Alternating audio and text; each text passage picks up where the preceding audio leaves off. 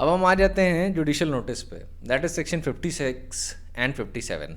ठीक है, अब 56 बोलता है कि any fact of which the court will take judicial notice need not be proved, उसे साबित करने की जरूरत नहीं है। So in essence what it does, it relaxes the burden of proof and it relaxes the rules of evidence. वो rules of evidence को relax कर रहा है। आप उन चीज़ों को साबित करने की ज़रूरत नहीं है जिनका कोर्ट जुडिशियल नोटिस लेगा। किन किन चीज़ों का जुडिशियल नोटिस लेगा, वो सेक्शन 57 में क्लॉज 1 से लेके क्लॉज 13 में एन्यूमरेटेड है, पर ये लिस्ट एग्जॉस्टिव नहीं है, ध्यान रखिएगा। This list is merely illustrative, क्योंकि जब क्लॉज 13 के बाद आप एक लाइन पढ़ते हैं, एक पैरा पढ़ते हैं, तो that explains the scope and ambit of the things of which the court can take judicial notice. तो इमीडिएटली सेक्शन 57 के लास्ट पैरा पे आ जाइए, क्लॉज 13 के बाद। वो कहता है, in all these cases and also on all the matters of public history, literature, science और art, the court may resort for its aid appropriate books or document of reference. If the court is called upon by any person to take judicial notice of any fact, it may refuse to do so unless and until such person produces such book or document as it may consider it necessary to enable it to do so. तो देखिए, what does judicial notice do, पहले ये समझ लीजिए। Judicial notice बस इतनी सी चीज़ available करवाता है आपके लिए कि मान लीजिए अगर किसी फैक्ट को कोर्ट ने जुडिशियल नोटिस ले लिया तो उसको आपको बिल्कुल भी साबित करने की ज़रूरत नहीं पड़ती है। In other words, it relaxes the rules of evidence on this matter. अब देखिए, क्लॉज 1 से लेके क्लॉज 13 में जितनी भी चीज़ें हैं उनका तो कोर्ट जुडिशियल नोटिस लेगा ही लेगा, ये मैंडेटरी है। लास्ट पैरा में मैंडेटरी नहीं है। लास्ट पैरा में ये बात कही गई है कि अगर आप चाहते हैं कोर्ट किसी चीज़ का जुडिशियल नोटिस ले तो उसके सामने ऐसी बुक या डॉक्यूमेंट प्रोड्यूस करिए जैसा कि कोर्ट को नेसेसरी लगे। लेकिन क्लॉज 1 से लेके 13 में जितनी चीज़ें वो मैंडेटरी हैं कोर्ट को मानना, उसकी जुडिशियल नोटिस लेगा ही लेगा। जैसे कि all laws in force in territory of India, secondly all public acts, third is articles of war, fourth is parliamentary proceedings. तो ये सारी चीज़ें ना ऐसे शॉर्ट करके पढ़िएगा, क्योंकि आपको एज इट इज़ सेक्शन को याद रखने की ज़रूरत नहीं है, बस थोड़ा बेसिक चीज़ ध्यान में रखने की कोशिश करनी होगी। और जो क्लॉज 13 है इसको लेके कभी कभी क्वेश्चन आ जाता है कि ये कौन से क्लॉज में फॉल करता है, प्रीलिम्स में ही आता है, मेंस में नहीं आएगा, कि द रूल ऑफ लैंड और रूल ऑन लैंड और सी, ठीक है, और रोड, ये सारा इसी में आएगा कि ये कौन से क्लॉज में है। ये प्रीलिम्स का एक क्वेश्चन एक्सपेक्ट करिएगा, सेक्शन 57 के क्लॉज 13 से शायद आ जाए। बाकी जो क्लॉजेज है ना, इनको शॉर्ट में पढ़ने की आदत डालिए, इनको एज इट इज़ आपको याद रखने की ज़रूरत नहीं है। जैसे कि क्लॉज 9 को आपने डिवीजन ऑफ टाइम्स या जियोग्राफिकल डिवीजन करके शॉर्ट में पढ़ लिया, ठीक है। चीज़ें याद रखिएगा, उसमें और भी चीज़ें हैं, but you can just shorten it out. इसमें आपको बहुत डीप एलैबोरेशन की ज़रूरत नहीं है, क्योंकि नुआंसेस नहीं है, बड़ा स्ट्रेट फॉरवर्ड है सेक्शन। नुआंसेस वहाँ पे हैं जहाँ पे मे प्रिज्यूम वाली बात है, सॉरी मे प्रिज्यूम कह रहा हूँ, वहाँ पे जहाँ पे court is not bound to take judicial notice, जहाँ पे you want the court to take judicial notice but now the court has a discretion. Clause 1 से लेके 13 तक तो कोर्ट के पास डिस्क्रेशन नहीं है। तो एक केस है जो जुडिशियल नोटिस के बारे में अच्छे से एलैबोरेट करता है, वो है Omkarnath versus Delhi administration, AIR 1977 supreme court, page number 1108 इसका साइटेशन है। अब देखिए, जुडिशियल नोटिस का टॉपिक कोई ऐसा वो नहीं है जिस पे आपसे क्वेश्चन आएगा ही आएगा। ये मैं बस इसलिए बता रहा हूँ कि जस्ट इन केस अगर कभी भी आ जाए गलती से भी, तो आप उसको लेके अवेयर रहें।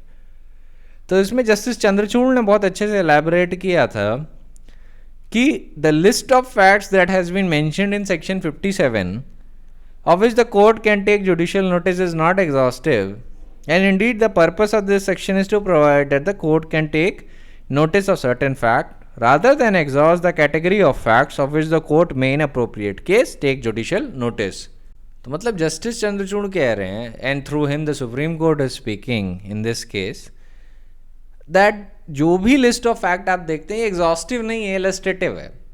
क्लॉज 1 से लेके 13 तक तो कोर्ट को तो जुडिशियल नोटिस लेनी ही लेनी है, लेकिन उसके बाद जो लास्ट पैरा आता है वो ये बात दिखाता है कि इनके अलावा भी कोर्ट जुडिशियल नोटिस ले सकता है, पर अब उसका डिस्क्रेशन है कि वो ले या ना ले।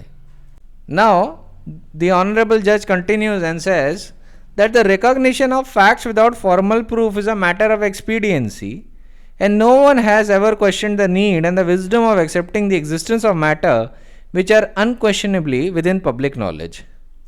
Shutting the judicial eye to the existence of such facts and matters is in a sense an insult to common sense and would tend to reduce the judicial process to meaningless and wasteful ritual. No court, therefore, insists upon formal proof by evidence of notorious facts of history, past or present. The date of poll, the passing away of a man of eminence, and events that have rocked the nation need not be proved and are judicially noticed. Judicial notice in such matter takes the place of proof and is of equal value.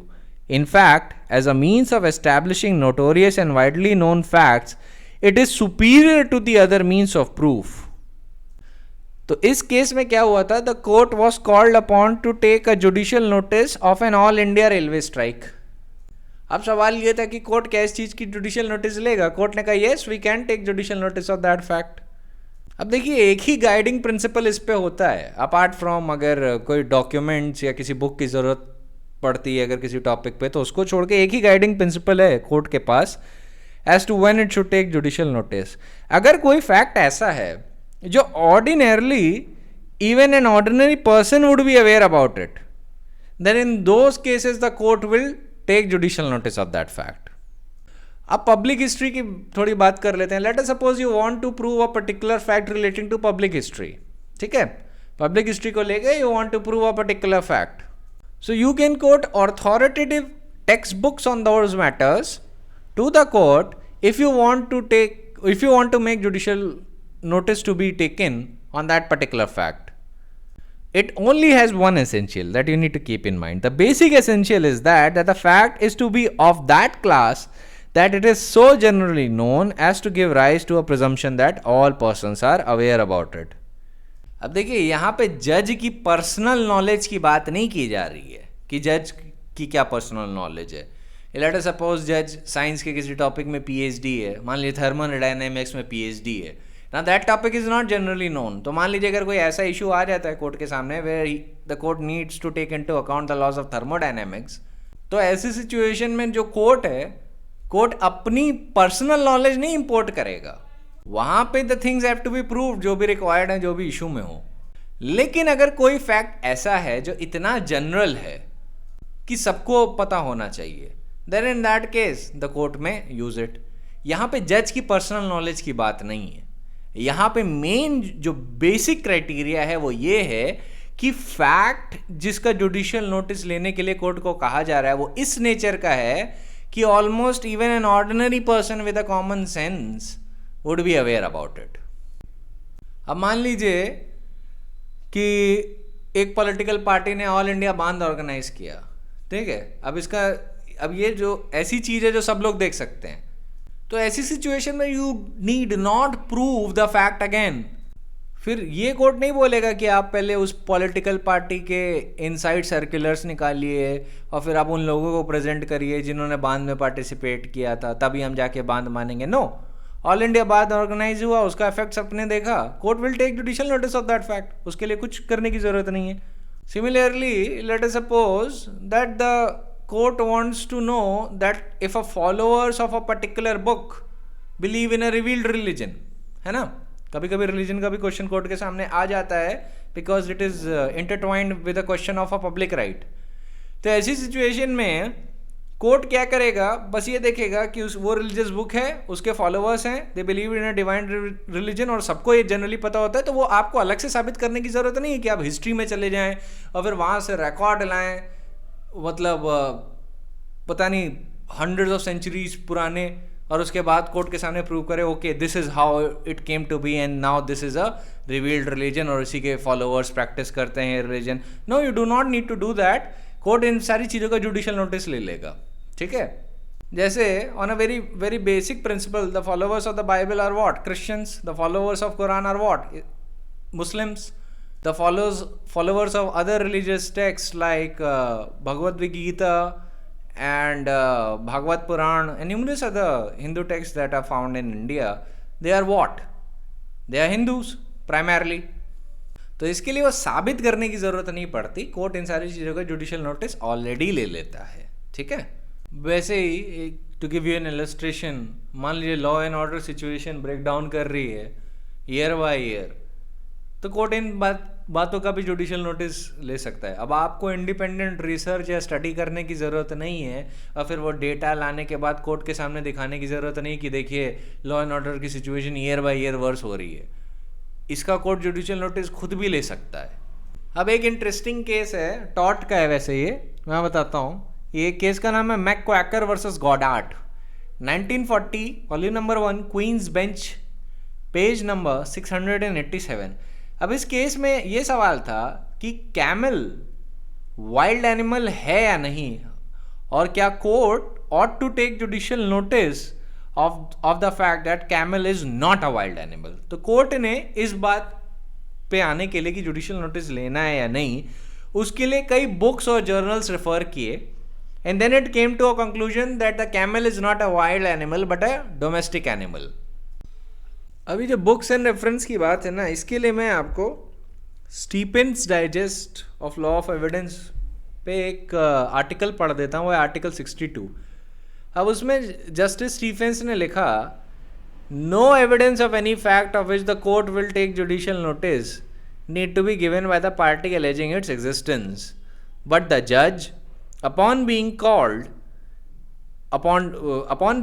upon to take judicial notice thereof may, if he is unacquainted with such fact, refer to any person or to any document or book of reference for his satisfaction in relation thereto, or he may refuse to take judicial notice thereof unless and until the party calling upon him to take judicial notice produce any such document or book of reference. Now from this statement it appears that a document or book of reference only enshrines the knowledge of those who are acquainted with a particular branch of natural phenomena, and in the present case, owing to some extent of the fact that appears to be a serious flaw in the statement in a well-known book of reference on the matter in question, the learned judge, on the basis of this statement, permitted oral evidence to be given before him by the person who had or professed to have special knowledge with regard to particular branch of natural history.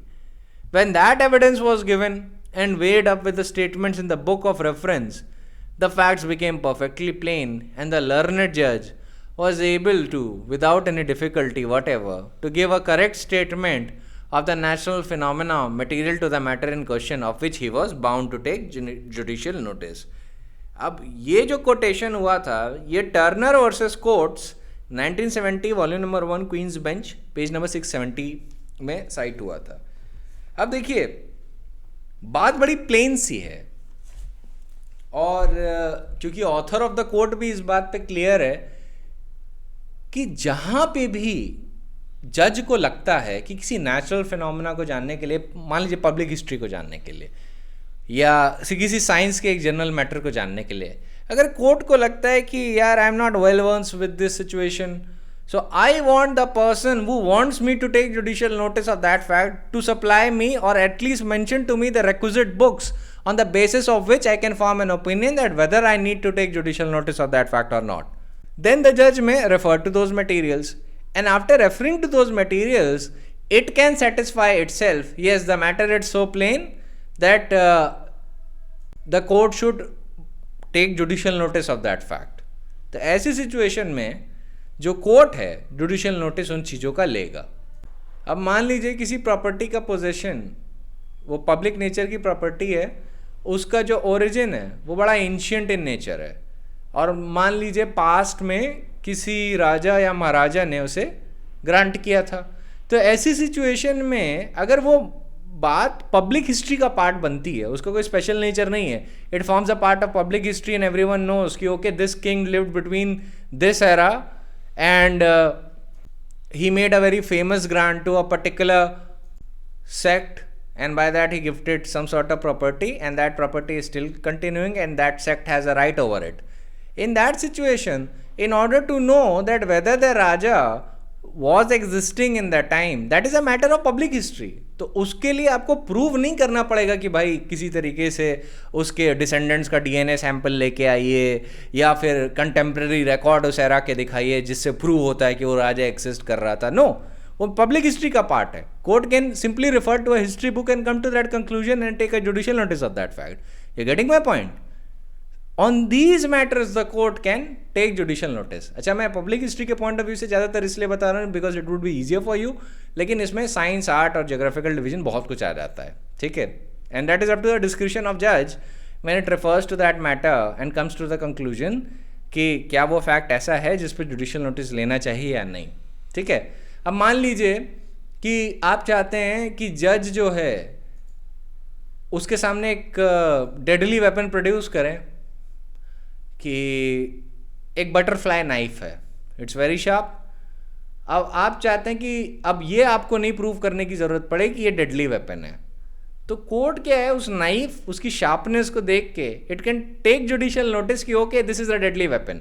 अब आपको उसको अलग से prove करने की ज़रूरत नहीं कि ये शार्पनेस इतनी ज़्यादा है कि अगर इसका स्लाइस इतनी फोर्स से हुआ तो ये इतनी फेटल इंजरी कॉज करने में सक्षम है. No, you don't need to prove all this. The जज can simply look at the article and come to a conclusion.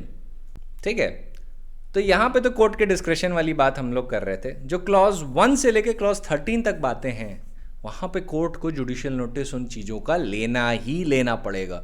You can refer to that by yourself कि all those clauses are the ones of which the court shall take judicial notice, and if the court doesn't, then that is a patent error and it would be a ground of review if the court refuses to take judicial notice of the clauses that are mentioned under clause 1 to 13.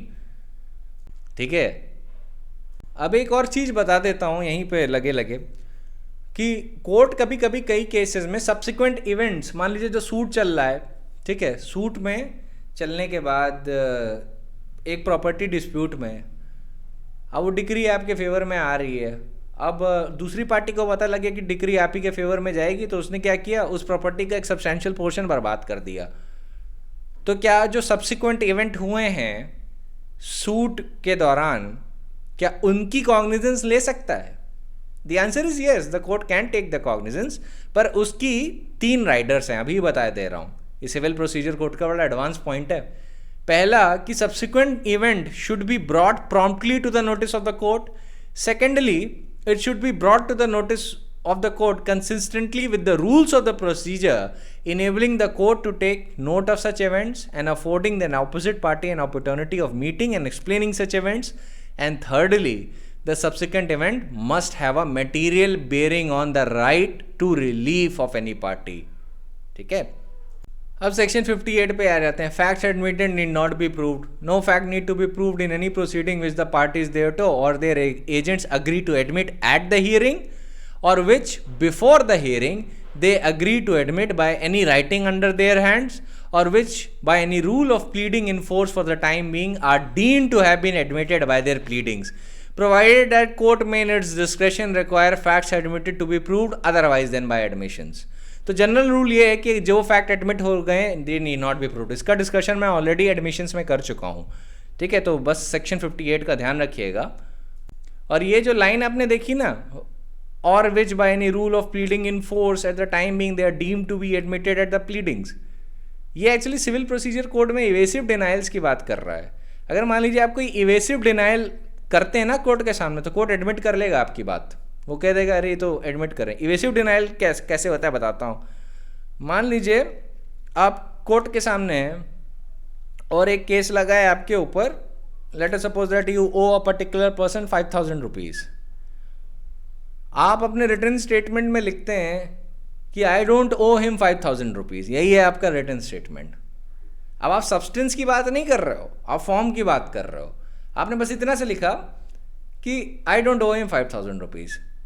तो अब आपकी जो plea है वो कहीं ये नहीं दिखा रही है कि क्या आप कोई भी डेप्ट ओ करते हो, या अगर 5,000 नहीं ओ करते तो कितना ओ करते हो. ये कहीं नहीं है. All you are saying that I don't owe him 5,000 rupees. ये इवेसिव डिनाइल है. और कोर्ट फिर ऐसे में एडमिट कर लेगा कि भाई ही ओज समथिंग टू द प्लेंटिफ, और फिर डिग्री भी पास कर सकता है ऐसे इवेसिव डिनाइल पे. तो इस इवेसिव डिनाइल का जो रूल होता है वो ये होता है कि when a defendant is denying an allegation of fact which is contained in a plaint, then he must not do so evasively but answer the point of substance. ठीक है, आप सिंपली ये नहीं कह सकते कि अगर मान लीजिए प्लेंटिफ ने बहुत सारे ग्राउंड्स मेंशन किए हैं और एलिगेशन लगाए तो आपने सीधे लिख दिया denied, all the allegations of plaintiff are denied. अगर आपने ऐसे लिखा ना तो कोर्ट फिर आप ये पॉइंट आप ही के खिलाफ चला जाएगा और कोर्ट इसको एडमिशन मान लेगा। तो सेक्शन 58 उन्हीं सिचुएशन की बात कर रहा है by which any rules of pleading in force at the time they are deemed to have been admitted by their pleadings, in that situation those facts need not be proved. पर court के पास discretion है, वो चाहे तो कोई fact जो है it should be proved otherwise as an admission. वो notwithstanding court, notwithstanding that the option is available to it कि वो डिस्पेंस विथ कर सकता है किसी भी एडमिटेड फैक्ट को प्रूव करने को लेके, वो चाहे तो कह दे कि नहीं even though that fact is admitted I want the proof on it. ठीक है, that is up to the court. Section 58 का ब्रीफ में ध्यान रखिएगा। Whenever you are giving an answer on admissions, तो एडमिशंस की बात बोलते बोलते आपको सेक्शन 58 की बात करनी ही होगी। ठीक है, अब सेक्शन 59 कहता है all fact except the contents of document और इलेक्ट्रॉनिक रिकॉर्ड में be proved by oral evidence. मतलब डॉक्यूमेंट्री एविडेंस को के कंटेंट्स को छोड़ के और इलेक्ट्रॉनिक रिकॉर्ड्स को छोड़ के you have to prove, you can prove all the facts by oral evidence. अब सेक्शन 60 कहते हैं oral evidence must be direct. अब यही जो सेक्शन है ना, ये हियर से का जो रूल है वो एक्सक्लूड करता है, क्योंकि ये कहता है ना ओरल एविडेंस को डायरेक्ट होना चाहिए। और एक और चीज़ का ध्यान रखिएगा, जो हियर से एविडेंस है वो डॉक्यूमेंट्स पे भी लगता है, ऐसा नहीं है कि वो सिर्फ ओरल एविडेंस पे ही लगता है। हियर से evidence applies on both situation, मैं भी उस पर डिस्कशन करूँगा। पहले इस बात का ध्यान रखिए कि ओरल एविडेंस हमेशा डायरेक्ट होना चाहिए। इसका ये मतलब है कि अगर वो ऐसा कोई फैक्ट है which could be seen, then it must be the evidence of the witness who says he saw it. If it is a fact which could be heard, it must be the evidence of witness who says he heard it. If it is a fact which could be perceived by any other sense or in any other manner, it must be the evidence of the person who perceived it in that sense or in that manner. If it refers to an opinion or the grounds on which that opinion is held, it must be the evidence of the person who holds that opinion on those grounds. A proviso दिया गया, provided that the opinion of the experts expressed in any treatise commonly offered for sale and the grounds of which opinions are held may be proved by production of such treatise if the author is dead or cannot be found or has become incapable of giving evidence or cannot be called as a witness without the amount of delay or expense which the court regards as unreasonable. Provided also that if the oral evidence refers to existence or condition of any material thing other than a document, the court may, if it thinks fit, require production of such material thing for its inspection. अब ये जो last में प्रोवाइजर दिया गया है इसको real evidence भी बोला जाता है या मटेरियल एविडेंस उस सेंस में बोला जाता है जो सेक्शन 60 में कंटेंट है, पर मोस्ट प्रॉब्ली उसको रियल एविडेंस ही सबसे ज़्यादा कहा जाता है। अब रियल एविडेंस क्या होता है? एक तरीके का फिजिकल एविडेंस होता है, इसमें फिजिकल आइटम्स इन्वॉल्व होते हैं, जैसे कि मान लीजिए कोई नाइफ, गन या other physical objects etcetera that you can imagine. पर पॉइंट ये होता है कि of course it is relevant to the point in issue. ठीक है, अब हमने रेलेवेंसी चैप्टर डील कर लिया, अब यहाँ पे कहीं पे रेलेवेंसी की बात नहीं होगी। अब यहाँ पे रूल्स ऑफ एडमिसिबिलिटी की हम लोग ज़्यादातर बात करेंगे कि कैसे किस चीज़ को एडमिट करेंगे।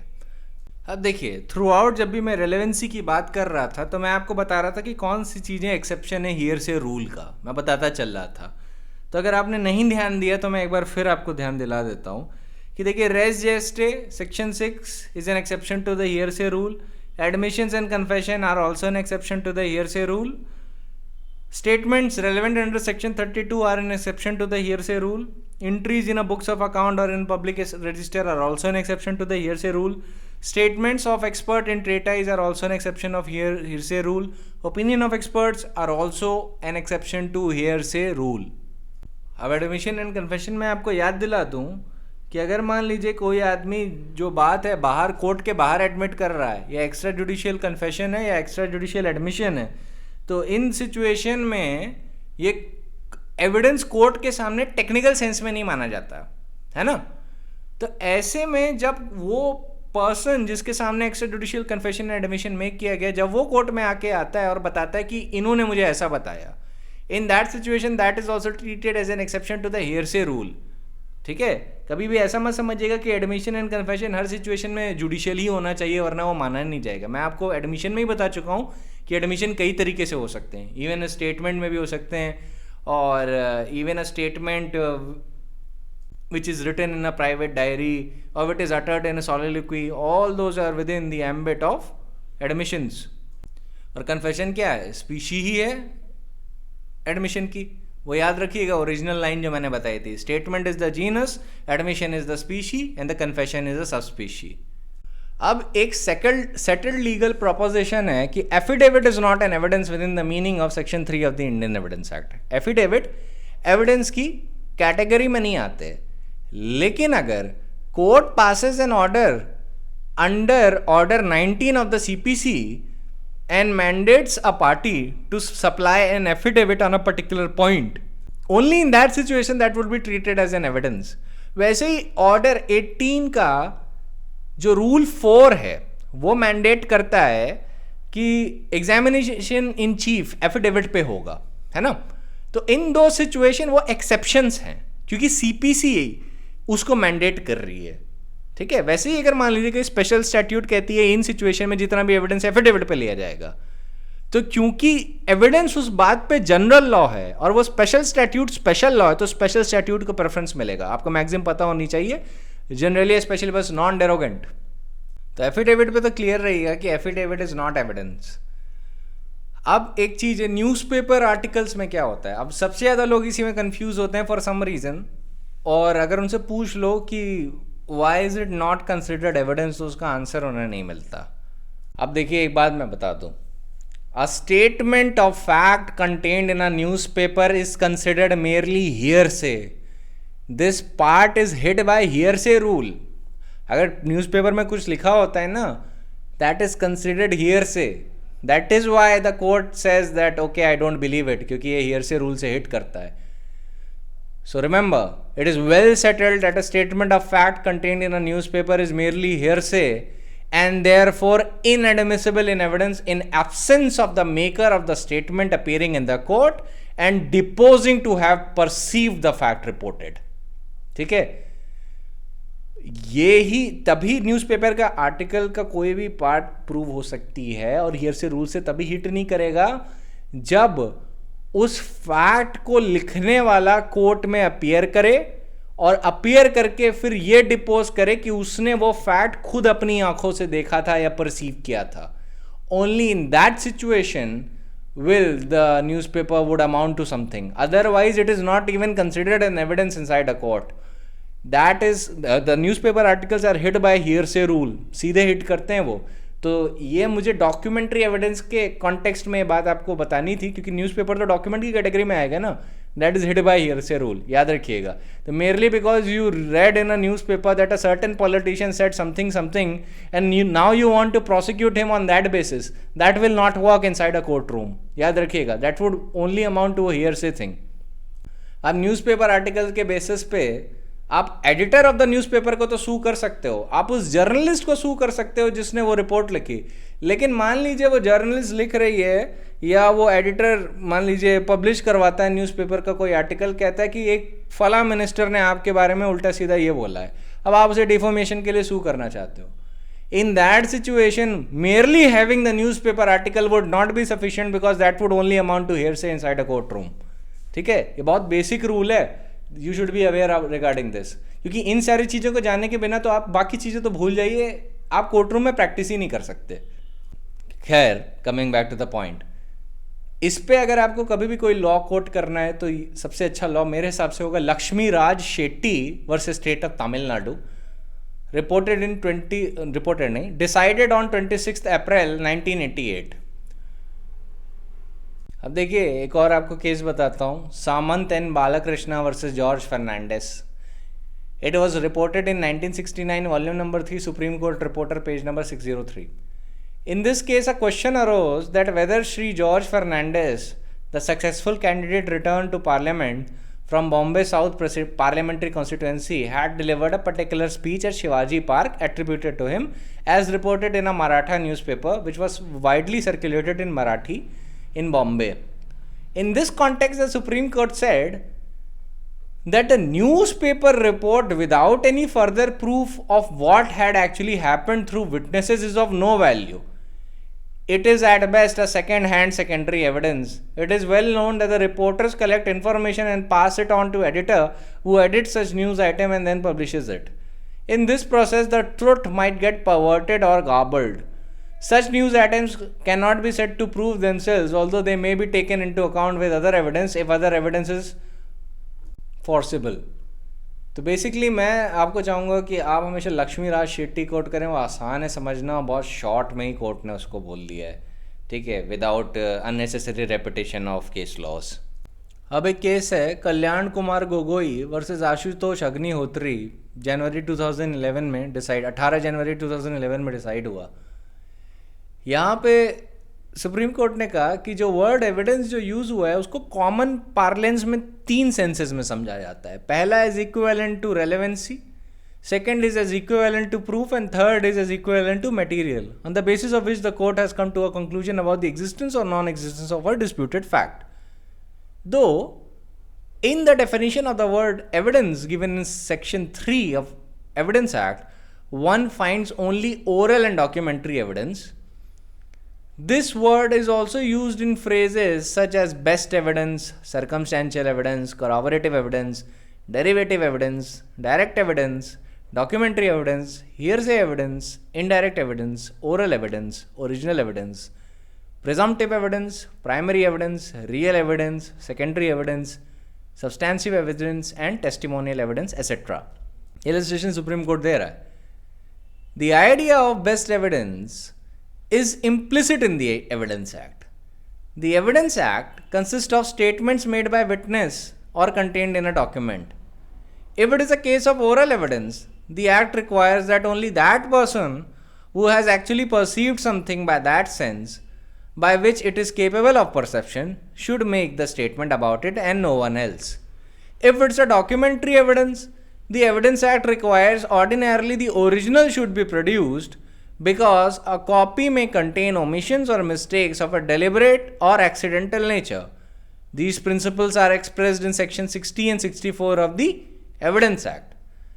The term hearsay is used in reference to what is done or written as well as to what is spoken, and in its legal sense it denotes that kind of evidence which does not derive its value solely from the credit given to the witness himself, but which rests also in part on the veracity and the competence of the other person. The word hearsay is again used in various sense. Sometimes it means whatever a person is heard to say. Sometimes it means whatever a person declares on the information given by someone else, and sometimes it is treated as nearly as synonymous with irrelevant. The sayings and doings of a third person are, as a rule, irrelevant, so that no proof of them can be admitted. Every act done or spoken which is relevant on any ground must be proved by someone who saw it with his own eyes and heard it with his own ears. Now Supreme Court further says that here comes the rule of appreciation of hearsay evidence. Hearsay evidence is excluded on the ground that it is always desirable in the interest of justice to get the person whose statement is relied upon into the court for his examination in a regular way, in order that many possible sources of inaccuracy and untrustworthiness can be brought to light and exposed, if they exist, by the test of cross-examination. The phrase hearsay evidence is not used in Evidence Act because it is inaccurate and vague. It is a fundamental rule of evidence under Indian law that hearsay evidence is inadmissible. A statement, oral or written, made otherwise than a witness in giving evidence, and a statement contained or recorded in any book, document or record, whatever, proof of which is not admitted on other grounds, are deemed to be irrelevant for the purpose of proving the truth of the matter stated. An assertion other than one made by a person while giving oral evidence in proceedings is inadmissible as evidence of any fact asserted. That is the species of evidence which cannot be tested by cross-examination, and that in many cases it supposes some better testimony which ought to be offered in a particular case are not the sole grounds for its exclusion.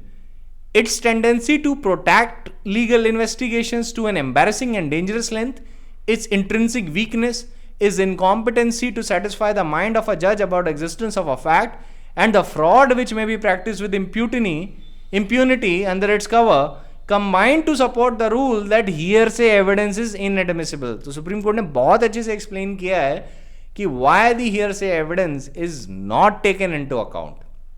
फिर आगे भी चल के बोलता है the reason why hearsay evidence is not received as relevant evidence are, first, the person giving such evidence does not feel any responsibility. The law requires all evidence to be given under personal responsibility. That is, every witness must give his testimony under such circumstances as to expose him to all penalties of falsehood. If the person giving hearsay evidence is cornered, he has a line of escaping by saying, I don't know, but so and so told me so.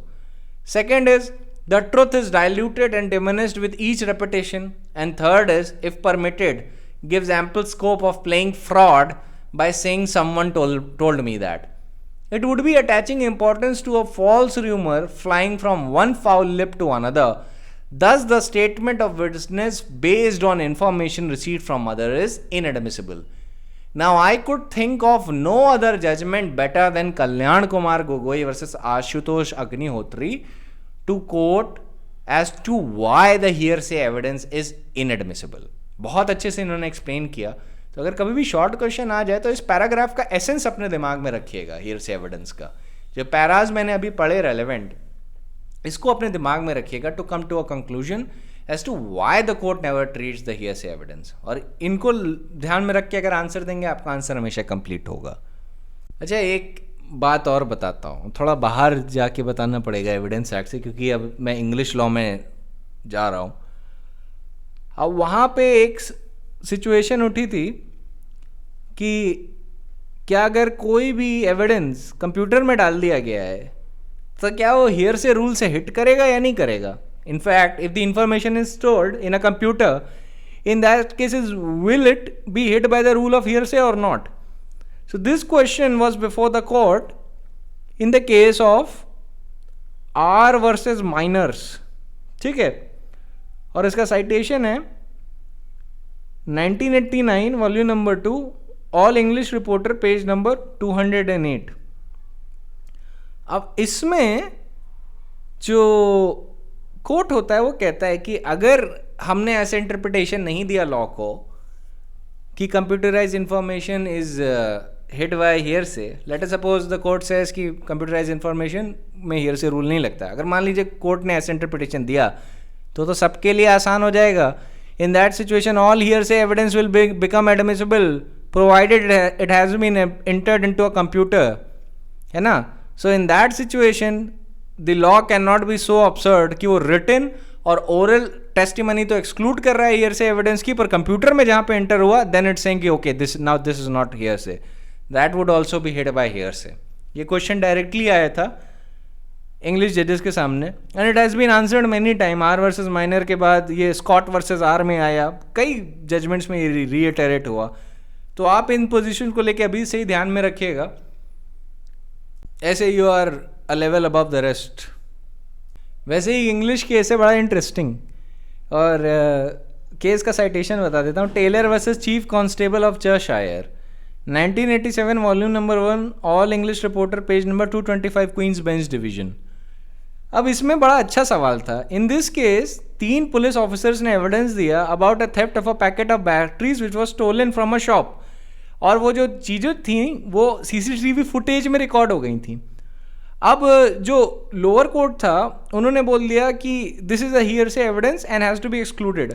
अब देखो यहाँ पे situation ये थी कि उन्होंने directly event witness किया था, तो कोर्ट ऑफ अपील के सामने एक सिचुएशन थी और वो ये थी कि क्या वो जो देख रहे हैं कंप्यूटर में जो वीडियो रिकॉर्डेड है, क्या वो हियरसे एविडेंस है या it is a live event as to what actually happened. तो कोर्ट ने बोला there is effectively distinction for the there is no effective distinction for the purpose of admissibility between direct view of the actions of the alleged offender by a witness and a view of those actions on a visual display unit of a camera or a video recording of what the camera recorded, provided that what was seen on the visual display unit or video recording was connected with sufficient evidence to the alleged actions of the accused at the time and place in question. Court ने बोला जो police officers जो देख रहे थे वो direct evidence था, that is not hearsay. ठीक है, So I wanted to just talk about this judgment in brief before I move on to documentary evidence, क्योंकि अब हम जा रहे हैं documentary evidence पे. अब हम जाते हैं section 61 पे. Contents of a document may be proved either by primary or by secondary evidence. अब देखिए, documentary evidence means all kind of documents produced for the inspection of the court, as it's written in section 3 of the Indian Evidence Act. Documents of दो kinds के होते हैं, public and private.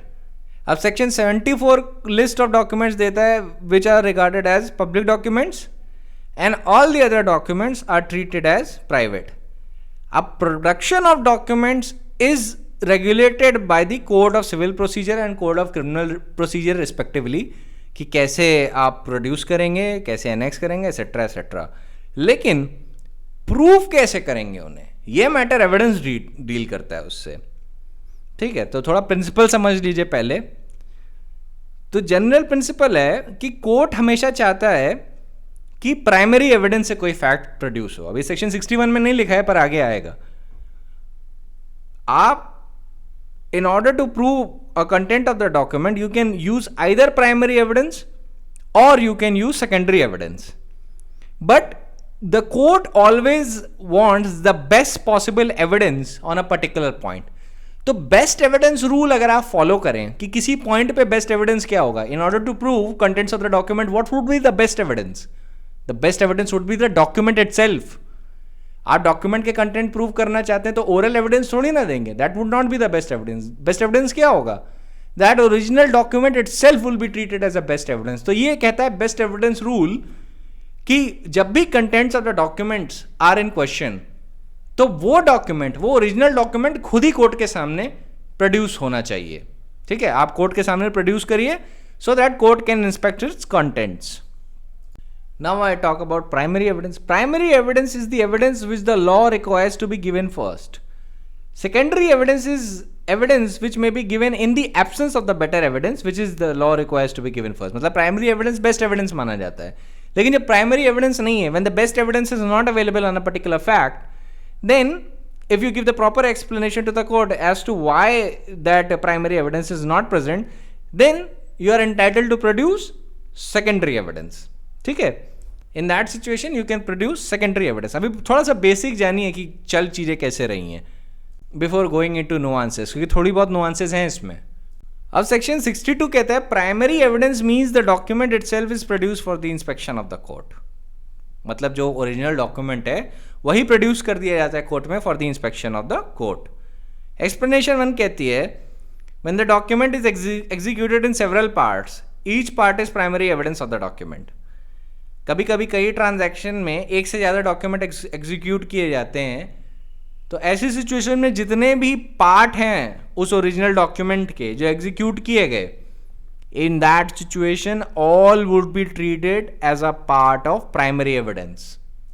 Similarly where a document is executed in counterpart, each counterpart being executed by one or the some of the parties only, each counterpart is a primary evidence as against the party executing it. Now let me explain.